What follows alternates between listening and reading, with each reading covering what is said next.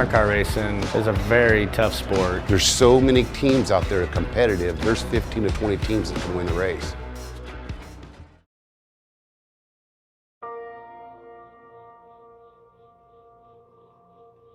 I was always a NASCAR fan. My grandparents grew up and were raised in Columbus, Indiana. Obviously a heartbeat of racing. My dad's a prison guard. He went to work and was working with a maintenance supervisor who had raced micros back in the day, and kind of knew that we were race fans and things like that. And my grandfather from Columbus always wanted to get into racing, and things evolved, and they had a practice play day at Plaza Park, I think it was, in Visalia, California, and we went out and just made some laps and practiced. The next thing I know, Dad and Grandpa came back to the house as a surprise with a race car, and it started all back in 1998. So here we are, almost 20 years later.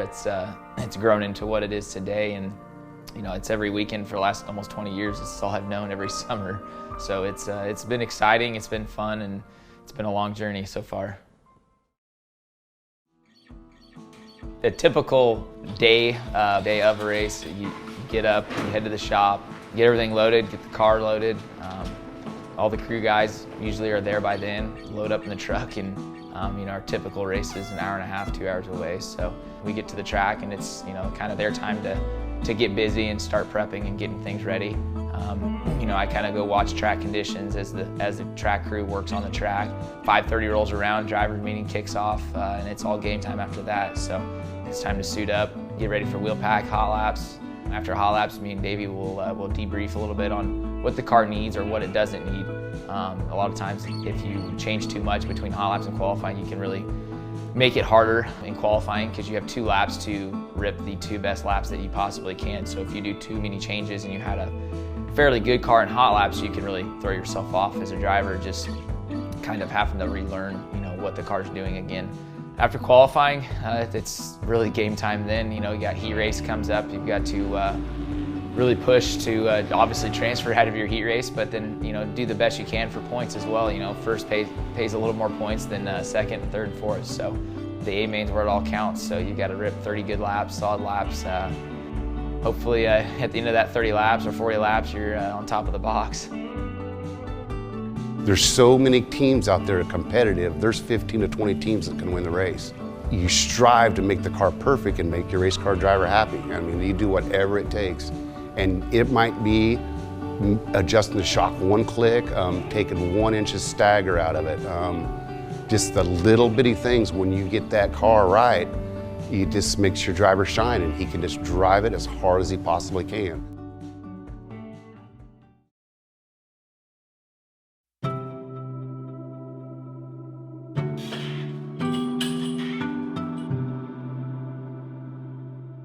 Everybody wants to, you know, you want to commit and become a full-time race car driver or mechanic or crew chief, but it's nothing you can just do kind of halfway. You've got to either do it all or not do it at all. So it'll eat you alive, it'll humble you. It's a definitely trying sport. Man, I'm really serious, man. You gotta love the sport. I mean, it gets in your blood. It's addictive like you can't believe. And the thrill when you're standing in victory lane, it's second to none. Sprint car racing is a very tough sport. You know, a lot of people don't see the work that goes on the outside of the racetrack for the crews, and you know, sprint car crews are very tough people. You know, we're very used to working 16 to 20-hour days every day, 7 days a week, you know, and a lot of traveling and, you know, hours to the next racetrack. And, you know, the sport of sprint car racing's always been like that. But if you want to win bad enough, you just keep on working hard. And, you know, the harder you work, and you just hope that work pays off and you win the race.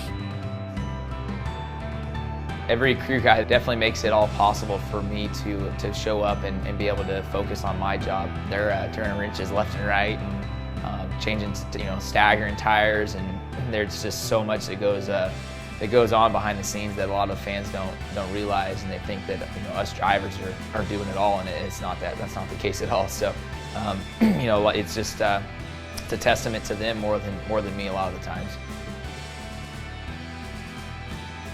I don't know what the future holds, but definitely looking forward to maybe making my name a little more of a stamp on the USAC National Tour.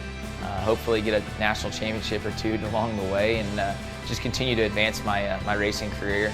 You know, you never know what's the next step or what's ahead of you, but definitely just got to keep pushing. You know. Right now, I'm just really enjoying myself and living the dream. That's for sure.